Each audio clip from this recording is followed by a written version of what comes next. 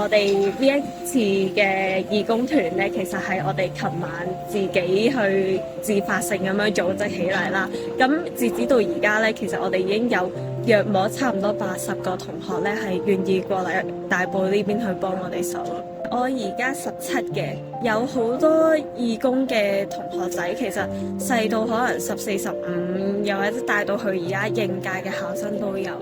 其實我哋冇話準備好多咩嘅，因為我哋收到通知咧都話而家物資飽和啦，咁所以我哋就唔需要提供物資啦。廣福平台呢邊呢，因為就要派飯啦，咁我哋有啲同學會去幫手派飯嘅。因為而家呢都好多好有心嘅市民呢，佢哋肯送啲物資過嚟啦，咁所以呢，我哋都有一部分嘅同學仔呢係會幫手負責去做清點類嘅工作咯。其實都好開心，